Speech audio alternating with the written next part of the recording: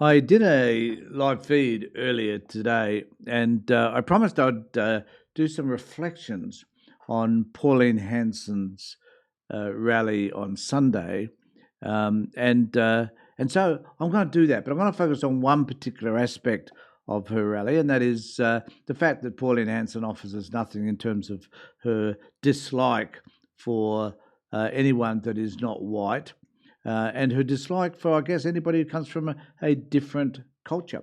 So, and that was certainly her theme, I guess, even though she didn't specifically say that. But there was one instance where she talked about a mammogram and how she was able to help this particular woman. And what I've come to realize from this discussion or this point that she made about helping this woman in regard to a mammogram is that she lied. She lied. She distorted the truth, didn't tell the whole facts. And I think this is the whole point that really irritates me about people like Pauline, is that they know that they're lying. They know that the truth is something that would run counter to their narrative. And so they perpetuate the lies and untruths because it's the only way they can justify their very existence. So I'm going to show you this video here of her doing just that. As long as I have the passion and dedication to work hard for this nation.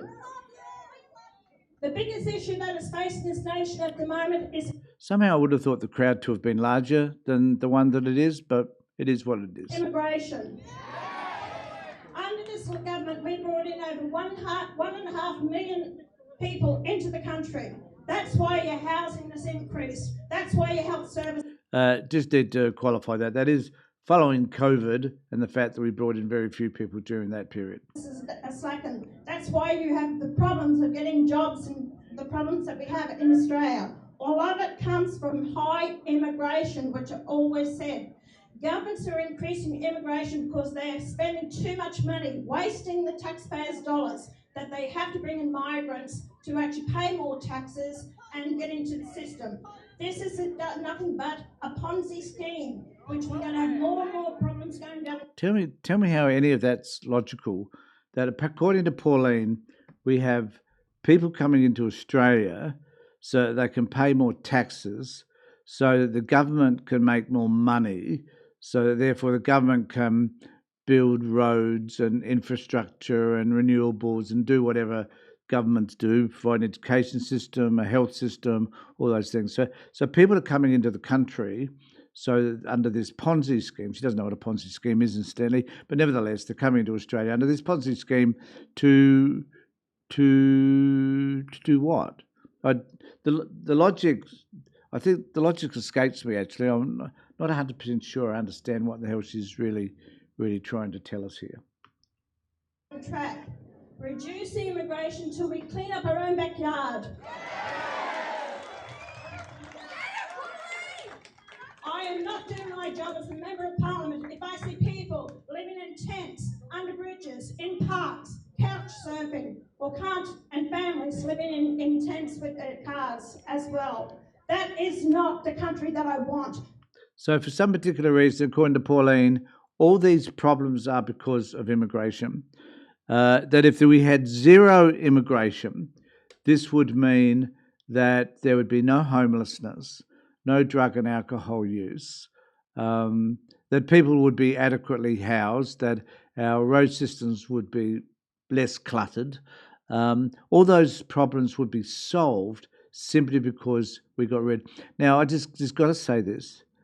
This is such an the fact that this is an oversimplification of the facts indicates the inadequate intellectual capacity that Pauline Hanson and people like her have.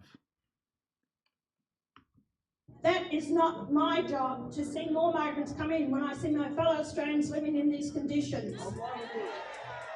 Yesterday, I stopped on a road outside of Townsville and I said, James, I want some mangoes. I love mangoes. I grow my own, but they're not ready yet.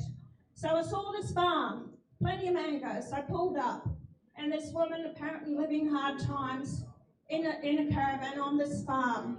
And I said, I've come to have some mangoes to help yourself. I said, I'm happy to pay for them. She said, just pick whatever you want. In a conversation I had with this woman, she told me that she had health issues, that she had cancer before and has found another lump in her breast. She said, Pauline, but I can't get in to get a mammogram or an x-ray till September next year. She said, because I don't have the money. I don't have the $420 to pay it. I gave her the money out of my own purse to have that operation. This is not about, please do not think that it's because I'm giving her money. I just saw a fellow Australian who's in pain and can't get the help and assistance. Oh, you're absolutely, Pauline, absolutely wonderful. You're a saviour. Except that it is worth noting that if a person needs to have a mammogram, if you're over 40, it is free. It is true that it will cost if you go to a private provider, it will cost between $100 and $400, not $420 as claimed by her. And also that if this woman was over 40, which I'm kind of assuming she may have been, no indication for Pauline of that. Well, if she was over 40, then it would have been free. So either Pauline was conned of her $400 because it didn't need to be $400. If a person's on a benefit, they pay a minimum of $100 if it's a private consultation. So what in the hell, Pauline, are you talking about? As per usual, most of the shit that comes out of Pauline's mouth is excrement of a different kind. And we need to acknowledge that Pauline has so little to offer. When she gave this speech, incidentally, she didn't talk about any policies that she had. It was just criticism of a system that Pauline does not understand, has no concept of what it's like for people that are living hard and why they're living hard.